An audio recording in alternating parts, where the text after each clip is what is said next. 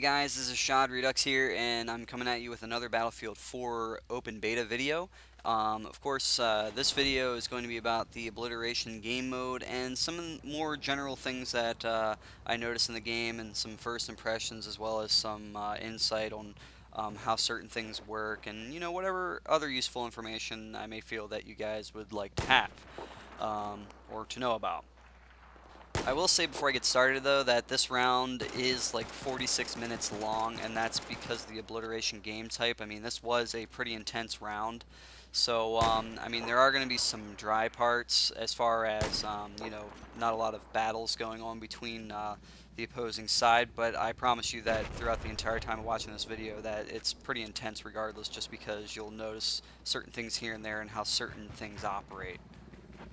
Okay, one of the devices you'll notice me using that had like the green infrared is actually the PLD, which stands for Portable Laser Device. So essentially what it does is it makes it easier for you to be able to spot enemies at longer ranges through heat signature of enemy infantry and vehicles. But its main purpose is as like a assist device or gadget that helps engineers to gain a lock on with their rockets at enemy vehicles. So, the longer you look at an enemy vehicle with the PLD, what it does is it eventually has a little lock-on box that makes a whole bunch of beeps, and when it's finally locked onto the enemy vehicle or helicopter, what it'll do is just give one steady long beep, and what that essentially means is that you're currently locked onto the vehicle for any engineers that fire the rockets. What they'll do is they'll home in on that enemy vehicle. So that's actually a pretty cool feature to have in the game versus just the deployable laser designator that we had in Battlefield 3. It's nice to have this portable one, so that way we can just pull it out real quick and use it versus having to place it, then start using it. It takes up a lot of time just to place the laser designator and use it versus having to port it. In the beta for Battlefield 4, the tanks seem to operate pretty much very closely the same to the ones in Battlefield 3. The secondary option that you have with the tanks as far as gadgets go is you do get the optical zoom for the tank, so you can zoom out further, which is pretty much the standard or the default in the open beta. So as you just witnessed there, I zoomed in with the tank scope, and it gave me a bit of a better view. Also, it does have a secondary fire. If you press the default key to switch to the secondary fire, which is the F key, it switches to the front-loaded gunner on the tank, which is actually good for taking out any type of infantry that are close to you versus trying to hit them with a single tank shell. A lot of times it can be very difficult to do that. The tank's splash damage does seem to be about the same, if not a little bit more increased as far as taking out enemy infantry go. The cool thing is the vehicles do seem to have like an infinite amount of ammo, but it's at a set amount of pace for you to get more ammunition. It's really weird, but it's actually a cool idea for Battlefield 4 to incorporate this. And I'll just explain that a little bit. If you look at the bottom right, you'll see where it has the health, and right above the health you have a little white bar, and then right above the white bar that's actually loading up right now, you'll see that it has the amount of ammo that you currently have available, and then to the left of that, the bigger number is the amount that you have to currently use or fire. Now, the cool thing is that for the tank, the total amount of shells that you get in one sitting, during the time of open beta, is 5. And you only have 1 shell to fire with 4 remaining.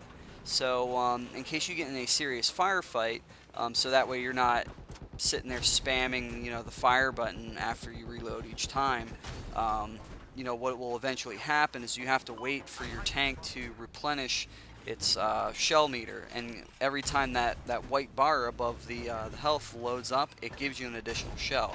So what it does is it makes it more fair as far as being able to have people being able to get out of certain situations rather than sitting there and being stuck the entire time, as the person that's on the defensive, trying to wait it out, and can give them a better chance to get out of a certain situation if the offensive person in the tank is running out of shells. So it kind of makes it like a fair advantage a little bit, which is what I really like the most about that feature.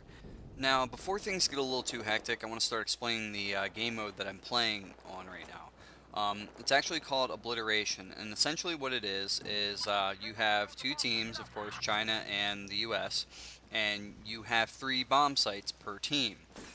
Your team has to defend their own bomb site while going on offense to the enemy team's bomb site as well. But here's the key thing. There's only one bomb that starts off towards the center of the map. And essentially any team can pick up this bomb, but what essentially happens is, depending on which teammate or person picks up the bomb, you're essentially like a big red beacon. Like, they know where the bomb's at and where you're heading if you pick it up, and you're always on radar. But the thing is, the objective is you want to destroy all 3 of the opposing team's bomb sites in order to win Obliteration game mode. Now, here's the thing with the bomb. It doesn't necessarily spawn in the same spot every time. It just spawns in the general area every time. A bomb's planted or it's dropped and not picked up for a certain amount of time or anything like that. It just spawns towards the general center of the map. And, every time you get a bomb plant and it goes off successfully, then you have to wait, I believe, around 30 seconds before the bomb actually respawns towards the general center of the map. One of the things I really like about the Siege of Shanghai in Battlefield 4, especially for Obliteration mode or any type of large conquest mode, is the fact that I can officially say that this is the first, new age Battlefield game that's come out that actually feels like you're playing in a city. I know a lot of times in Battlefield 3 you were playing on some pretty massive maps, but they were more so like barren maps that didn't have much, building structures or anything like that. And the few maps that did seemed to be very closed off, and you were limited as far as where you could and couldn't go. Battlefield 4 does a very good job, especially with the Siege of Shanghai map, for having a multitude of ways and areas for you to go to flank enemies or do surprise attacks, or you never feel like you're stuck in a bottleneck, which is what I really like about this map in Battlefield 4. There's no tight spaces where you only have this way or that way to go and that's it. You have like 5 different ways you can assess or attack or defend, any given area, which is pretty cool. Another great thing that I really like about the map, Siege of Shanghai, is the fact that you're not limited to the big, building in the center of the map to just go in the elevator and get to the top of, that building. There are a lot of other buildings that have elevators inside them for you to get to the top of them as well, without the need of any type of helicopter to get up to, that building. You can just go into certain elevators and get up to the top of the building just fine that way as well, and still get the high ground advantage if you need to. Now, as far as the sniper rifle I'm using in the video, it was actually the first sniper that you get in Battlefield 4 Open Beta as the default. It's the CS LR4, and this sniper rifle is actually a Chinese bolt-action sniper, and it's created by Norinco.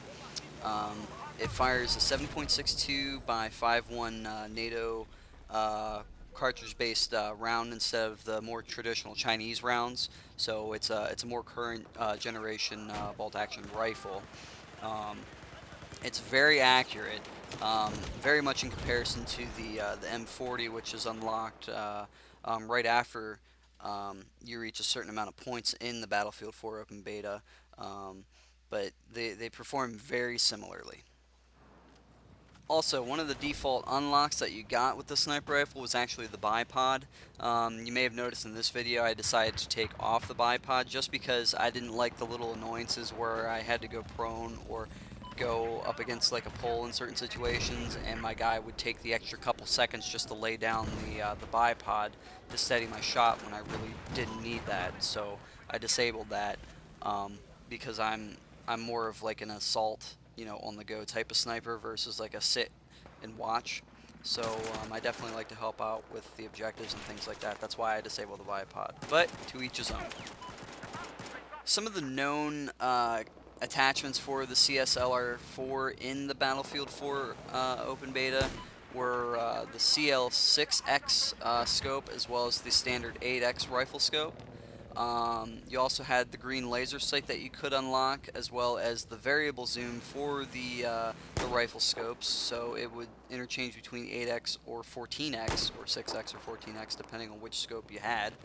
And also for the barrel, you were able to unlock a suppressor and the auxiliary, which was the bipod, but that's already unlocked, like I said before, when you first start playing the open beta.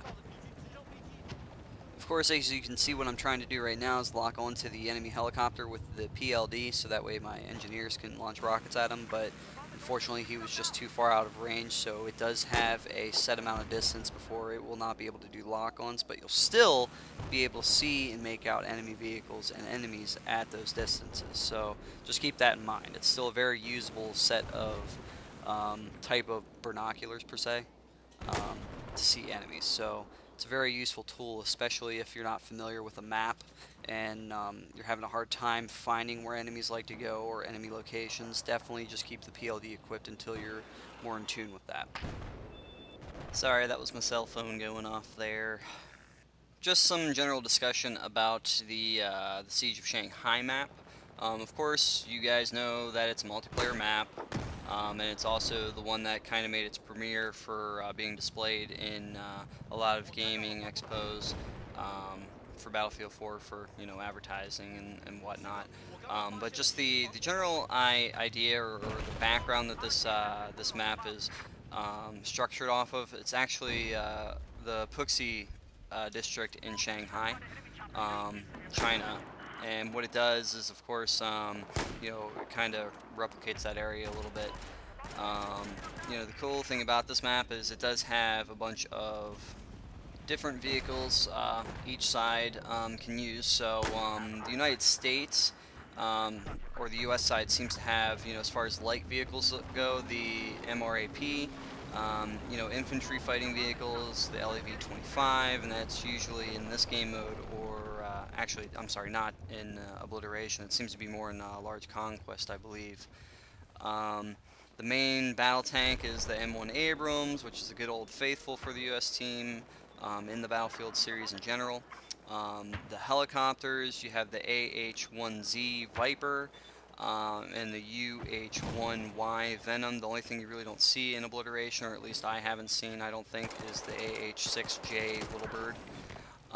And of course the emplacements, or the stationary rockets or missiles that you get. I know they're not rockets or missiles, but you know, whatever they're called, it's actually the BGM-71 TOW.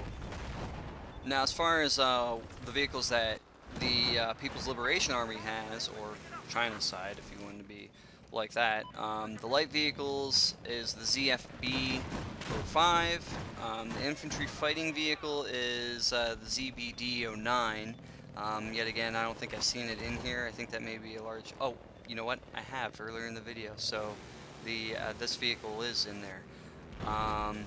Also, the main battle tank is the Type 99 MBT. The helicopters that they use, the main assault helicopter is the Z-10W. The support chopper is the Z9 Highton, and of course the counterpart to the Little Bird is the WZ-11, which I don't think we see the Little Birds in here for Obliteration.